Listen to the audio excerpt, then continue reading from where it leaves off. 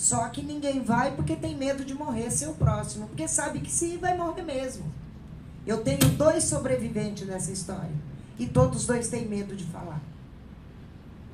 Então fica uma situação até chata, porque depois de 2 anos disso tudo, como eu estava muito próximo, com nomes, com tudo, invadiram a minha casa e me prenderam como traficante do bairro. E fiquei 3 anos e 2 meses presa, sendo que eu nunca usei e nunca vendi. Segundo eles, disseram que foi uma denúncia anônima. Então, eu gostaria de fazer uma pergunta e gostaria de ouvir uma resposta, porque eu nunca ouvi uma resposta em lugar nenhum que eu fui até hoje. E na parte de advogado, logo que minha filha faleceu, eu procurei muita gente, aonde ninguém se atreve a pegar um caso desse. O Dr. Maffezoli foi o único que pegou esse caso. E que ele merece todo o respeito das Mães de Maio.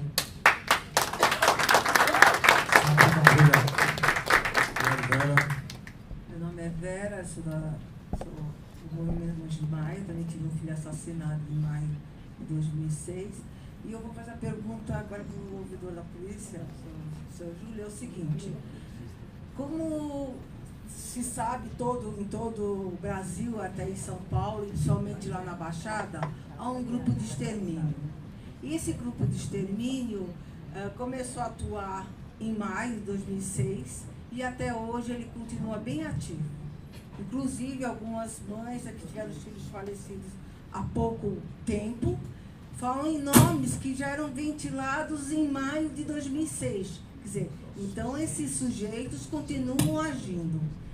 Cada policial que é morto lá na Baixada Santista, que não se sabe por quem, se por policiais ou bandidos, porque policiais também que matam para mim é bandido, após essas mortes é feita uma devassa, né?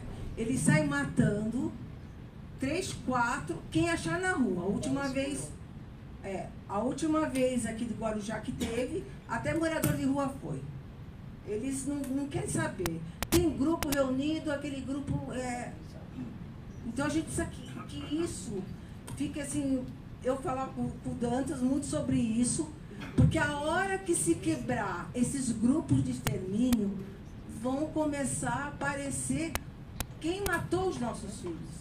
Porque eles estão atrás dessa máscara, como está atrás dos que mataram o meu filho e o amigo dele, que vinham da escola. Então, eram policiais com capuzados. E teve, inclusive, gente que falou que se trocaram num posto. E a polícia, na mesma hora, chegou. Então, é isso que eu não consigo. Outro dia eu fiquei revoltada diante da televisão, brigando com a televisão, porque o delegado falou, vamos ver, acho que não tem nada a ver um crime com o outro. Pô, se acabaram de matar policial, dali a 1 hora ou menos, ou um pouco mais, se matar 4, 5, então, como que não tem relação? Porque em bairros... foi em bairros diferentes. Bairros que ficam grudados um no outro, o tempo, o espaço, e isso.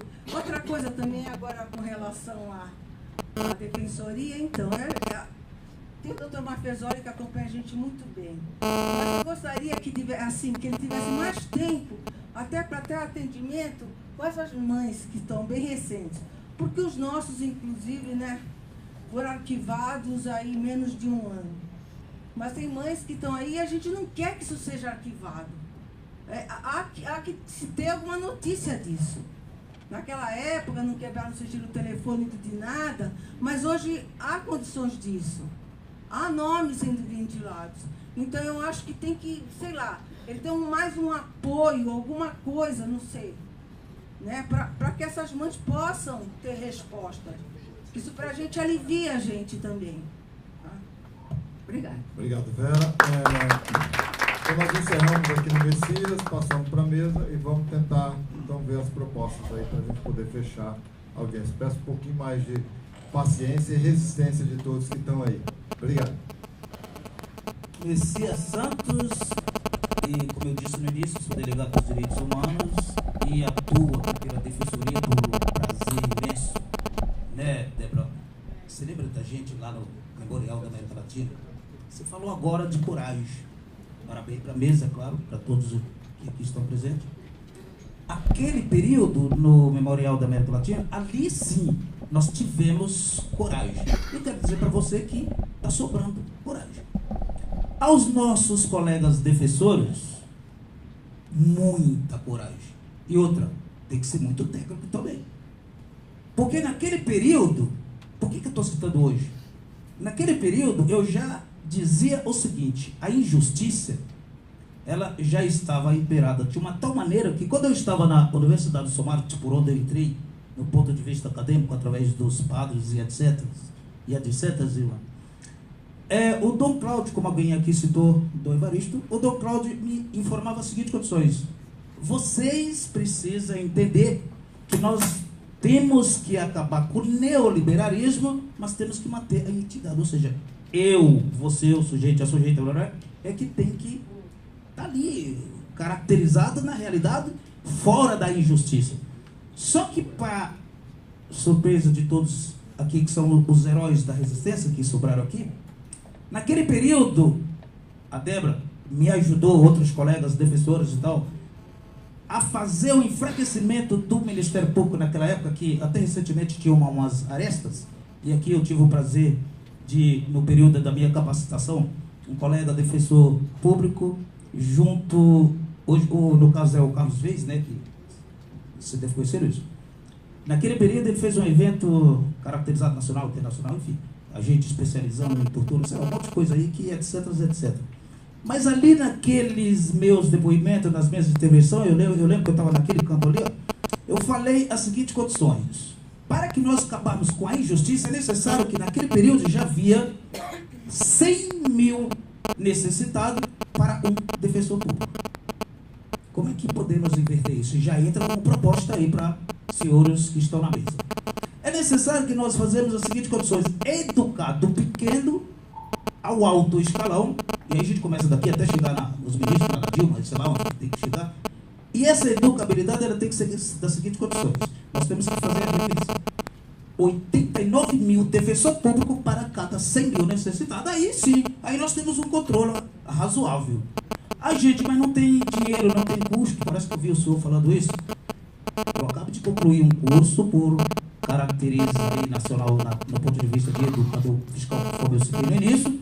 E para isso eu sei que aqui no governador tem 196 bilhões para você, para mim, para quem quer que seja aqui, falar assim: somos o dono, não são eles que é o dono. Então, portanto, nós temos dinheiro sobrando para isso.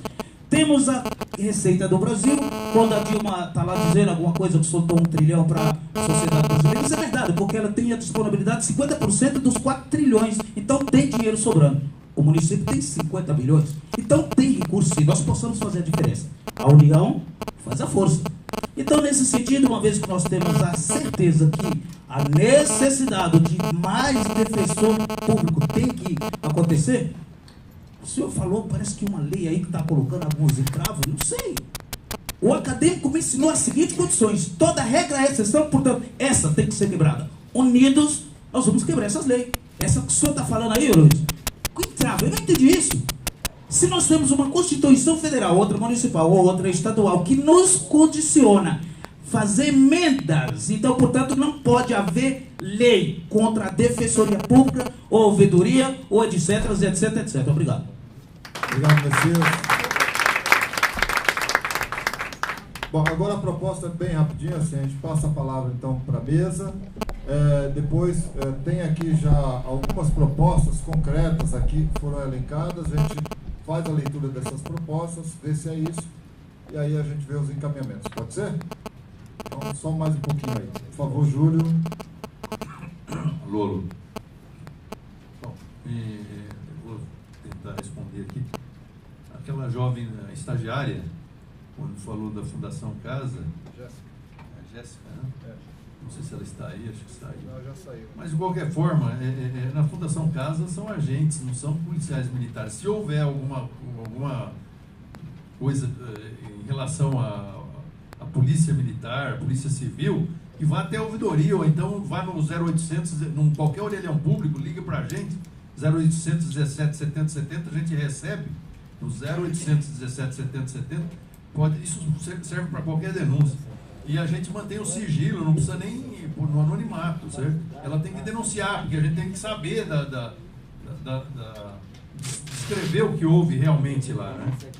Em relação ao Gildo dialogar com os jovens, nós estamos lá na Rua Japurá, nós recebemos, desde o dia que eu entrei na ouvidoria e até o final do mandato, que vai ser no ano que vem, no dezembro do ano que vem, nós não deixamos de receber ninguém lá. Todos que foram lá, que quiseram, nós recebemos, principalmente os jovens. A gente tem o maior prazer e é uma honra muito grande que eles vão lá para dialogar, né? Sobre outra que, enfim, queria tem que existir uma comunicação entre todos. Eu até quero falar o seguinte, que por incrível que pareça, as coisas parecem que estão, pelo menos em relação à comunicação com o próprio pessoal da Polícia Militar, por incrível que pareça, eu estou falando, coisa que eu nunca tinha visto, hoje está melhorando, pelo menos tem uma expectativa e uma perspectiva de melhora. Acontece o seguinte, eu estou falando isso por quê? Porque a semana passada, semana retrasada, eu convidei o comandante do metropolitano da Polícia Militar para ir lá na ouvidoria e reunir com a gente lá e com o conselho da ouvidoria. O conselho da ouvidoria é composto por 11 pessoas, dentre eles um ex-ministro da Justiça, o presidente da OAB, 5 ex-ouvidores, o presidente do Instituto Vladimir Herzog, o pessoal do Santo Dias. Enfim, tem 11 pessoas lá. E que o coronel foi lá e nós fizemos várias perguntas, ele respondeu lá. Mais que isso. Bom, eu estou falando porque isso eu não tinha visto até então. Hoje, agora, nesse instante, está tendo lá na Fundação Getúlio Vargas, né? O pessoal da Polícia Militar, por incrível que pareça, surpreendentemente, convidaram lá para conversar no auditório lotado, que está um auditório de 5 auditórios deles, cheio de policiais, cheio de coronéis, que até me surpreendeu, porque eu passei por lá, até porque eles tinham me convidado, só que eu tinha me comprometido quando eram para vir aqui. Fui lá até justificar, porque convidaram lá 3 pessoas para conversar, para dialogar, coisa que eu nunca tinha visto. Um deles foi o Guilherme Boulos, que é do Movimento Sem Teto, outra foi a Sheila, a Sheila que todos conhecem aí, e o Dorgival. Eles estão lá sentados na mesa, conversando, debatendo. Por incrível que pareça, isso daí foi, eu estou falando por surpresa a mim, e eu sei que todo mundo aqui vai ficar tão surpreso. Estão lá debatendo e seria bom eles serem convidados aí por todos aí, para ver o que realmente aconteceu, o Guilherme, o Dorgival e a Sheila estão lá debatendo com o Coronel Glau, agora na frente de um monte de policiais lá. Eu era um dos únicos civis que estava lá, um pouquinho antes de eu. Então é bom para todo mundo saber que está existindo isso, e uma coisa que eu nunca tinha visto, né? É só para... porque eu tenho que falar o que eu estou vendo também. Eu sou ouvidor e eu tenho que transmitir à sociedade o que eu ouço, o que eu vejo. Por que não é investigado os crimes demais? O ouvidor, a ouvidoria tem uma certa limitação, né? E tudo que nós pudemos fazer, nós fomos para cima no crime de maio. Nós fomos aqueles que fizeram que o DHPP fosse investigar isso daí, porque até então existia suspeição dos outros, e mesmo assim a coisa não prospera, né? Eu sei disso daí, e é muito triste, mas quem teria que responder isso daí seria o delegado lá do DHPP, a Sato, lá, que é a responsável pelo DHPP, né? Ela teria que responder por que vocês não conseguem elucidar a esses crimes de maio. Agora, eu até tenho em mente o que ela pode responder. Foi até uma conversa que a própria pessoa perguntou e falou: olha, eu tenho dois sobreviventes aí, tem medo lá de falar. Vão falar que as testemunhas não vão, que não sei o que. Enfim, Mas eu acho que a doutora Sato, que é a chefe da HPP, tinha que dar essa resposta para a sociedade. Por que os crimes demais aí não foram elucidados? Né? Mas em Santos, o de Nem HPP não entrou. Santos. Não, mas então o delegado de lá tem que responder. Se não responde, o secretário de Segurança Pública. Se não Então, manda nem investigar, quanto mais apurar. pois é. Investigação nenhuma. Júlio, eu vou pedir para você concluir, porque nós estamos com problema de tempo. Por que não são investigados as mortes que existem? A polícia mata e puta de cargo, e por que não são investigados? A ouvidoria, a ouvidoria é só um ouvidor. Logo que entrei na ouvidoria, não sei se vocês acompanharam ou não, teve uma chacina enorme aqui em Campinas, eu fiz questão de ir lá, entendeu? Ir lá, e quando eu tive e constatei que existia a possibilidade, indícios realmente de policiais, eu fui para a imprensa e denunciei, porque a imprensa joga com a gente, né? Se não tem a imprensa também, nós não conseguimos. Mas quando eu acabei de denunciar, e saiu na imprensa, não deu 3 horas, o doutor Grela estava lá, o secretário de Segurança Pública, reunido com a imprensa, a doutora Sato estava lá. Enfim, nós temos que participar junto, denuncie para a gente, que a gente vai até lá e ajuda a tentar esclarecer. O ouvidoria está aí para isso. Tem que lembrar que o ouvidor é um de vocês. Tá? E cobrar do ouvidor também. Eu pode cobrar que eu estou lá para isso. Isso é o que eu posso falar. Né? E cobrar de quem tem que responder com eficiência isso daí, quem era o responsável por isso, que são os delegados responsáveis. Se o delegado não faz, então que o secretário responda por ele, ou o governador, enfim. No que vier, nós vamos cobrar também do secretário, a gente cobra. E a minha pergunta? Desculpe, qual que foi a tua pergunta? Desculpe. Por que a polícia, quando faz algum ato que, assim, ou bate numa pessoa que foi presa, ou faz algum assassinato, alguma coisa, ele muda simplesmente de cargo lá dentro? Ele vai por uma parte, em vez de ficar na rua, recolhem ele por uma parte administrativa. Eles têm um regulamento que eles colocam, esse regulamento dizem para ser cumprido. Então, quando existe um crime de um policial, ele pode ser, tem várias penalidades, pode ser repreendido e chega até a expulsão, mas para isso daí precisa ter o processo disciplinar deles lá, né? E quando eles retiram, eles falam que retiram o policial ali da rua, para resguardar, mas às vezes nem isso acontece, às vezes nem retiram, só retiram quando a gente vai lá denunciar, vai brigar, às vezes acontece pior que isso, não retira e fica lá trabalhando. Tem gente trabalhando, esse pessoal de Ribeirão Preto, por exemplo, eles estão trabalhando na rua até hoje, né? Mesmo com essa denúncia que foi, mas estão lá. E a ouvidoria não pode fazer nada? Não, a ouvidoria tem sua limitação. Olha, é bom a senhora indagar sobre isso aí, falar. A ouvidoria, ela não julga, ela tem o poder de provocar, ela tem o poder de cobrar, de provocar, mas ela não julga nada. O ouvidor, ela só remete para quem? Por exemplo, para o corregedor, e cobra o corregedor se não houver uma apuração adequada, né? Mas o ouvidor, ele não tem esse poder de decidir. Agora, cutucar, sim. Então, nós estamos lá para cutucar, para se colocar na situação do cidadão, da família do cidadão, e cutucar e cobrar. Essa é a posição da ouvidoria. A ouvidoria, ele não tem esse poder de processar alguém, de investigar, mas nada impede de a gente tirar lá as nádegas da cadeira e ir lá atrás e tentar ajudar, certo? Isso a gente tem feito. Eu fui em várias cidades do interior de São Paulo, fui em Presidente Prudente, fui em São José do Rio Preto, fui em Ribeirão Preto, fui em Paranapanema, fui em Limeira, então, Tupã, Marília, eu fui em vários lugares, Garça, eu tive em várias cidades do interior, Bauru, várias vezes, teve cidades que eu fui várias vezes, enfim, aonde tem um acontecimento que a gente pode tentar cutucar para fazer com que aquilo lá seja elucidado, a ouvidoria está aí para isso.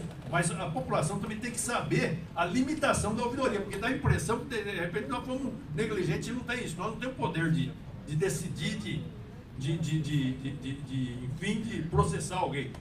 Tanto nós não temos, mas a gente faz. Por exemplo, a semana passada nós pedimos Essa situação que eu citei lá em Ribeirão Preto, nós denunciamos a atitude de promotor público, do Ministério Público, não só do promotor, como da magistratura, do juiz de direito.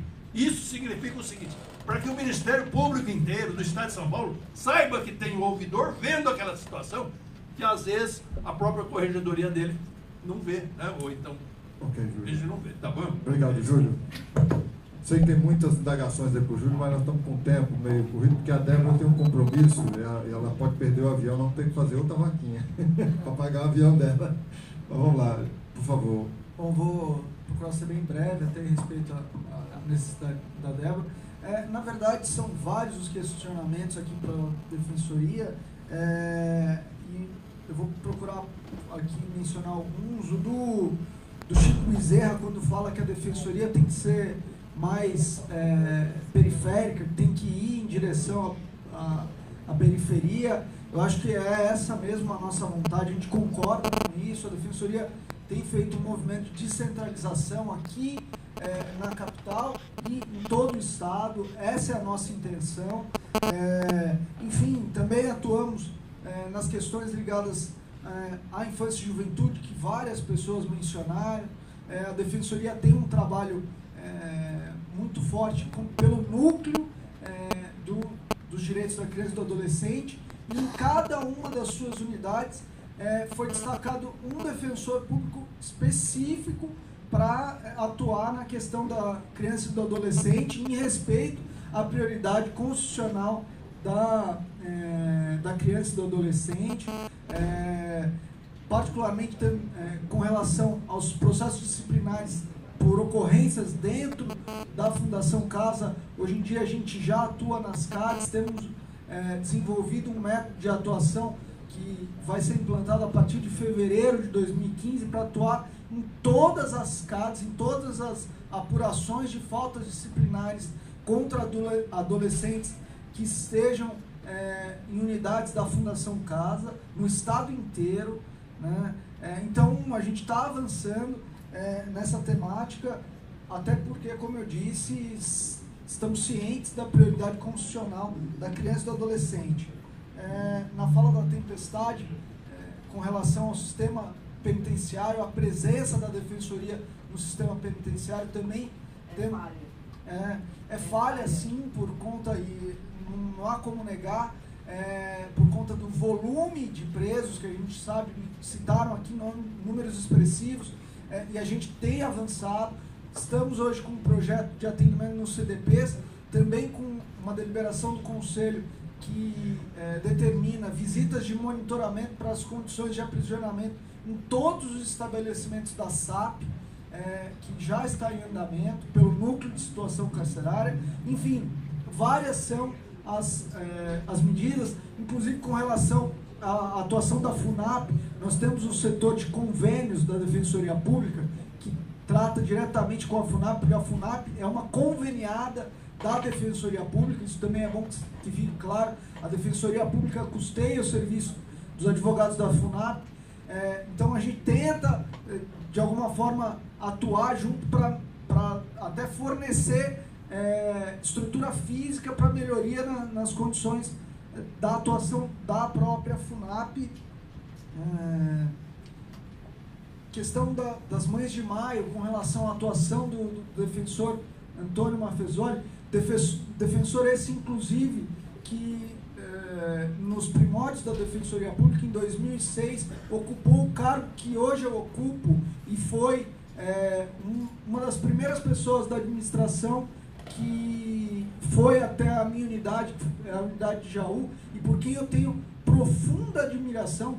Faço questão de deixar isso de plano aqui, público, porque é um defensor de uma capacidade técnica e de um humanismo que, com certeza, é digno de nota. Então, deixo expressado, essa administração tem sim trabalhado para melhorar condições de trabalho para todos os defensores, inclusive no projeto de distribuição de cargos, para, dentro das nossas limitações, também vou aqui ficar me estendendo nas limitações da Defensoria Pública, mas dentro dessas limitações, fornecer até mais defensores em todas as unidades. A única questão é que, efetivamente, nós temos aí um espaço muito grande para cobrir e um número ainda reduzido de defensores, que aí a fala do Messias, quando ele disse que a emenda constitucional que eu citei entrava, na verdade ela não entrava, ela ajuda, porque ela deixa claro na nossa Constituição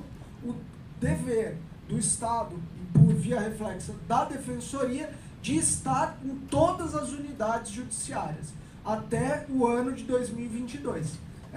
Se isso vai ser cumprido ou não, a gente tem que correr atrás. Nós queremos que isso seja cumprido. É um desafio gigantesco. Enfim, como eu disse, nós estamos ainda presentes em apenas 44 ou 45 das unidades judiciárias, tudo bem que são as maiores, né, do Estado, mas são ainda poucas diante de todas as outras comarcas. Atendemos, é bem verdade, cerca de 60% das pessoas até 3 salários mínimos de renda familiar. Né? Nessas unidades que a gente está, estão concentradas, do Estado de São Paulo, 60% das pessoas que têm essa renda familiar e por isso estão na faixa de atendimento da Defensoria Pública.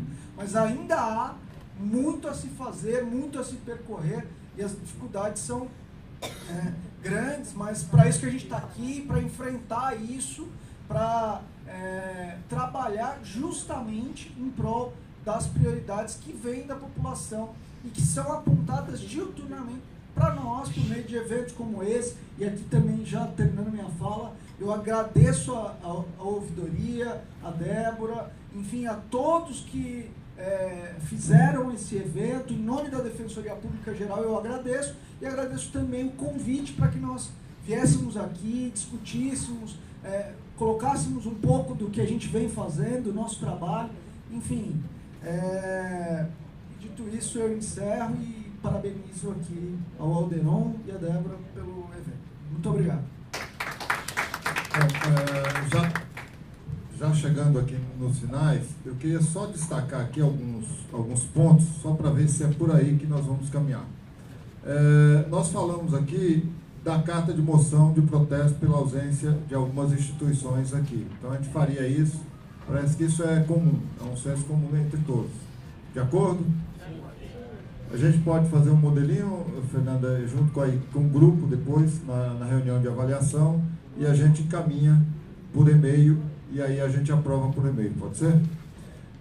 Tem algumas propostas aqui, que a minha sugestão era assim, vou ler aqui, e a gente depois, na reunião do grupo, essa reunião pode ser ampliada, o grupo que preparou essa audiência, de ver como a gente caminhar essas propostas, porque são propostas, algumas mais amplas, outras mais específicas, mas seria bom o grupo avaliar e encaminhar. Se o grupo que está aqui aprovar isso, a gente faz esse encaminhamento. Pode ser assim? Olha, as propostas que eu elenquei aqui, nós temos que tratar da questão da tortura na Fundação Casa. Nós temos que talvez acionar o núcleo de juventude, de infância e juventude, talvez ver com o Ministério Público e as organizações que já trabalham na Fundação Casa, para a gente poder articular melhor isso e fazer esse enfrentamento. Então, fazer esse enfrentamento da tortura na Fundação Casa.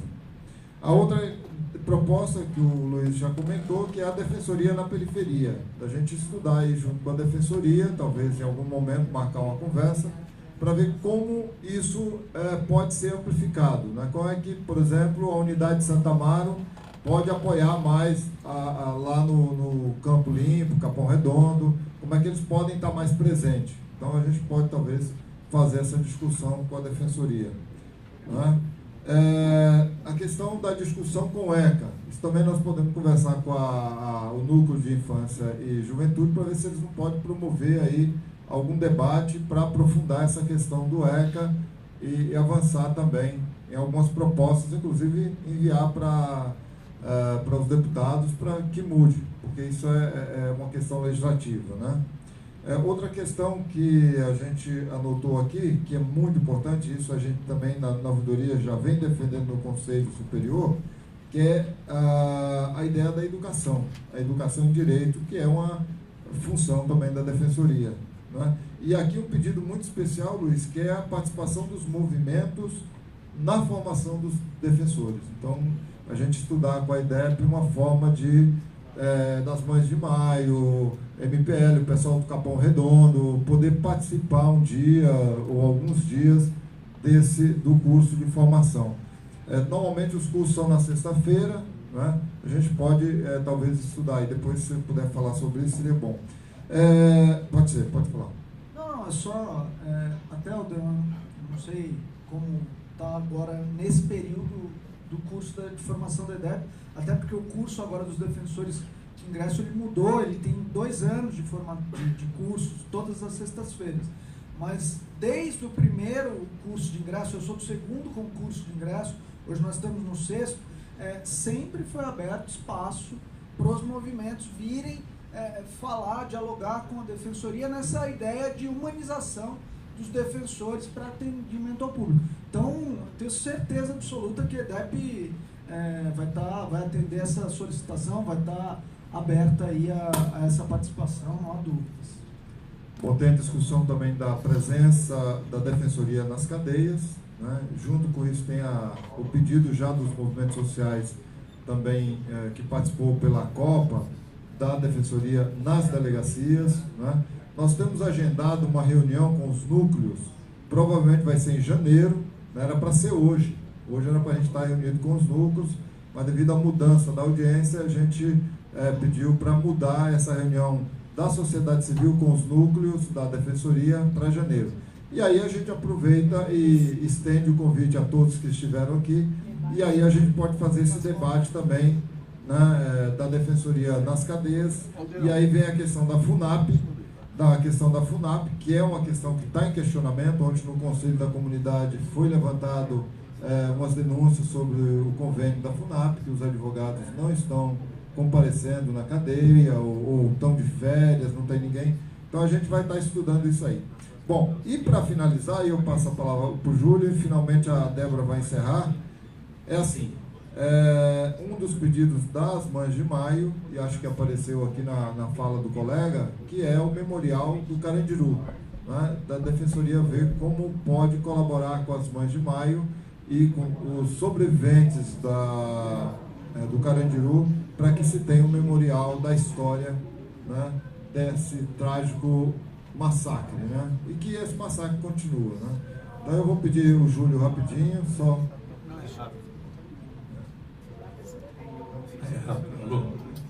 Em relação às visitas, auditorias, defensoria cadeia, eu queria sugerir, como ajuda aí, que convocasse o CONDEP, porque o CONDEP tem acesso às cadeias, a hora que quiser, o CONDEP tem acesso à cadeia e o pessoal é obrigado a liberar a cadeia para eles entrarem, entendeu? Os conselheiros do CONDEP, pouca gente sabe disso, mas o CONDEP tem mais acesso que até o próprio advogado, ele está liberado. Ele teve problema, foram lá agora, né, presidente federal, teve problema, ligaram aqui e liberaram na hora lá. Então isso daí é só para sugestão. Em relação ao senhor, se o senhor tiver alguma novidade em relação ao desaparecimento, né, o senhor procure a gente lá na ouvidoria, é isso que eu queria... Vou sugerir, senhor Francisco, eu conversar com ele depois, tá bom? No finalzinho. E finalmente a Débora vai fazer o encerramento, né? Já desde já a ouvidoria agradece, em nome de toda a equipe da ouvidoria, a presença de todos, e a luta não para aqui, a gente vai continuar, né? Acho que esse é só continuidade dessa luta, tá bom? Débora. Eu quero agradecer a todos pela resistência de estar até agora esse momento, assim, a maioria não almoçou, mas a gente, quando tem fome de justiça, a gente se alimenta. E quero também agradecer ao doutor Júlio, ao doutor Luiz, o Eneron e a equipe, que se não fosse vocês, talvez a gente não conseguia ter perna para fazer essa audiência tão necessária. E dizer ao nosso defensor aqui, representando a Defensoria, que há uma necessidade, sim, de fazer uma segunda audiência, mas com uma legitimidade que nós temos que ter aqui sentado na mesa. Quem tem que dar a resposta para nós? O governo do Estado, a Secretaria de Segurança Pública e o Ministério Público. Eles não podem ser omissos. eu acho que tem que ter um ponto crucial que a gente não pode falar para nós mesmos. A gente tem que ter resposta desses órgãos, porque esses órgãos são nossos defensores. Então, quando fala em CONDEP, o CONDEP fez uma audiência pública, mas uma audiência pública fechada. Chamou todas as organizações e não tinha movimentos sociais sentado na mesa. Então, o CONDEP também ele nos deve uma satisfação, porque ele, como conselho, ele não está fazendo a representação legítima como deveria. Entendeu? Porque eu acho que isso aí, porque quando a gente vê que tem uma situação muito crítica, a gente tem crítica do CONDEP, sim, porque o CONDEP tem uma autonomia muito mais forte do que a própria ouvidoria, e isso ele não faz esse papel como deveria. Então a gente também clama por isso, né? E quanto à defensoria, eu acho que eu agradeço pelo espaço, mas eu provoco uma próxima audiência que for assim no sábado, para ver se os nossos defensores, principalmente o defensor geral, ele não tenha compromisso familiar e a gente consiga avançar um pouco mais, porque da outra vez ele deu como um paradigma que tinha compromisso familiar em pleno sábado. Eu acho que compromisso familiar é depois das 13 horas. Obrigada. Obrigado, gente. Queria só compartilhar com vocês. Nós tivemos um problema aí da questão do lanche. Inclusive, a gente está terminando mais cedo porque não houve possibilidade do almoço. E a gente teve que fazer uma compra aí do café, os lanches. Se alguém puder contribuir depois, deixando aí uma ajuda aí para a gente poder fazer uma vaquinha. Nós gastamos mais ou menos R$400, né? Foi isso, né? E aí a gente está fazendo uma vaquinha aí para dividir aí, tá bom? A Fernanda e a Raquel estão lá no fundo, elas estão controlando isso aí. Obrigado.